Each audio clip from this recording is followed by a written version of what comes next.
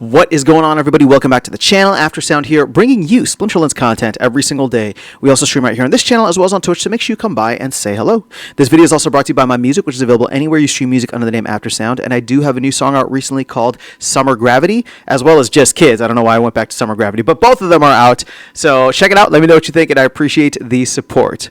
All right, let's talk about SPS in this video, and before I go any further, please note that this is not financial advice. I am not telling anybody to do anything. I'm not making any price predictions. I am just trying to look at the facts, at the data, at supply and demand, and what we know that the team is trying to do in the future. Now, as it stands here, I know it's kind of small, but you can see that the SPS price, as of the recording of this video, which is like mid-November, is 0.0065. So 65 tenths of a penny, if that's the right amount. Yeah, 0.0065.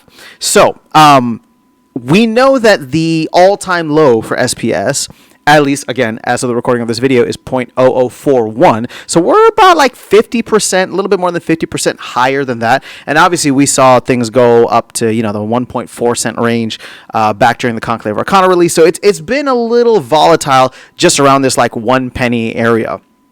And the question that I'm going to pose here, again, it's a question. It's not a prediction, but the question is: Have we seen the bottom of SPS, right? Or has, maybe better said, has SPS bottomed out? And what I mean by that is we've seen, over the last 4 years, SPS came out in, I believe, July of 2021. So we're approaching 4.5 years, but we've seen a ton of dilution come into play. A ton of inflation, dilution, whatever you want to call it, right? There's $3 billion total as a cap, but like a lot of that just got distributed. Some of that, was burned. Some of that was put back into the DAO. Some of it was reallocated, so it's not going to be coming out anymore.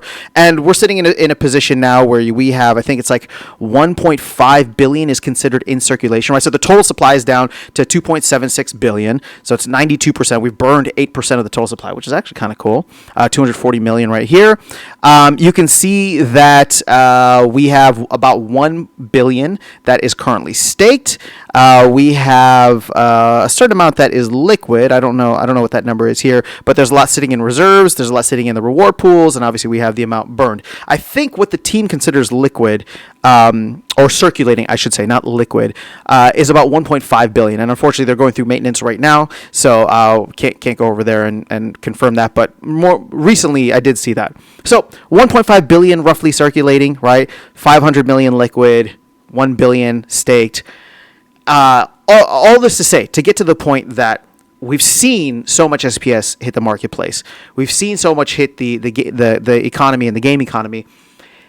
And over time, we've started to see more and more SPS utility come into the mix. Now, that is not to say that there haven't been a lot of hiccups along the way. And one of the big ones that I think is still an unsolved issue for us is going to be this idea of, not requiring the team to pull DEC back out from the DAO, right? But again, that's a topic for a separate video. Just because then we're not reinforcing the flywheel. If anything, we're making it worse.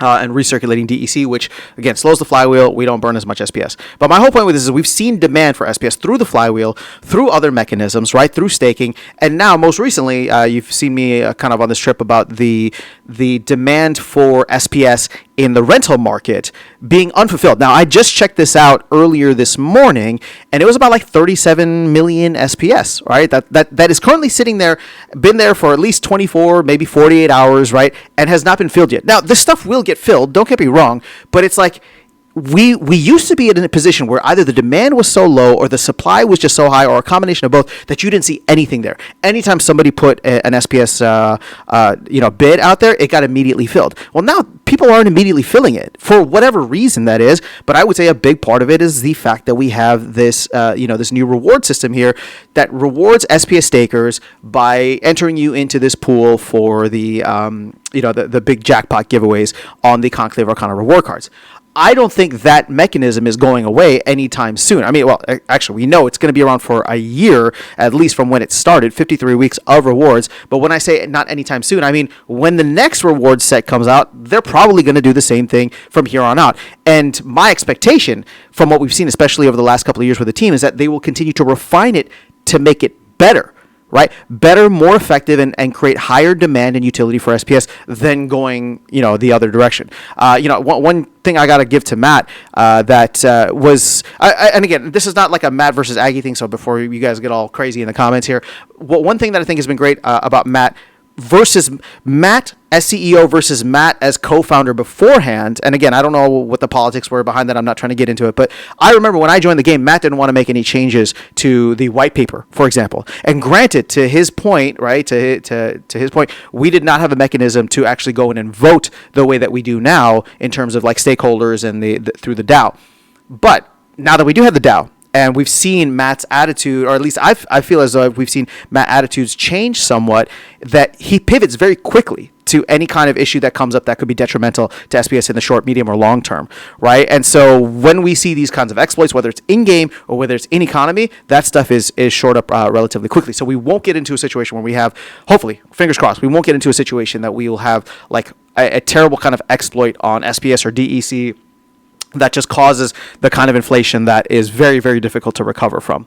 So all of this to say, right, the game itself, which I haven't been talking about at all, but I've talked about in separate videos, the game itself as an experience has gotten significantly better.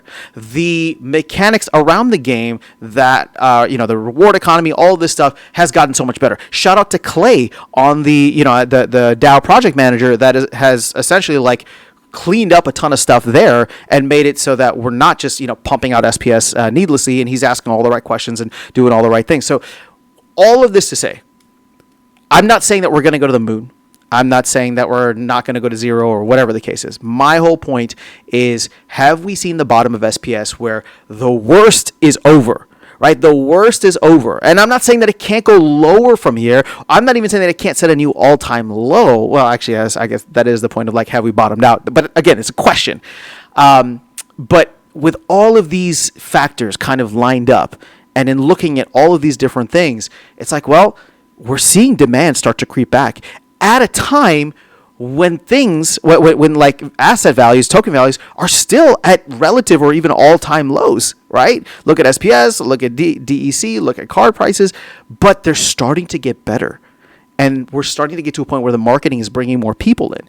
We're starting to get to a point where, the team is just firing on all cylinders, creating better and cooler and newer features and game modes and all these different things. And to me, this again makes me bullish on Splinterlands as a project. Again, not financial advice. I'm not saying like buy a ton of assets, buy a ton of SPS. I'm just saying it makes me bullish on this as a project, and makes me, excited and happy to have been here for the last 4 years, to have accumulated as much as I have, right? I'm not going in and, spending my rent money on buying more SPS or cards, but I'm glad that I've been able to play the last 4 years and acquire as much as I have, and will continue to do so by playing, right, and maybe making choice purchases here or there. But again, that's me. I'm not telling anybody else to do that.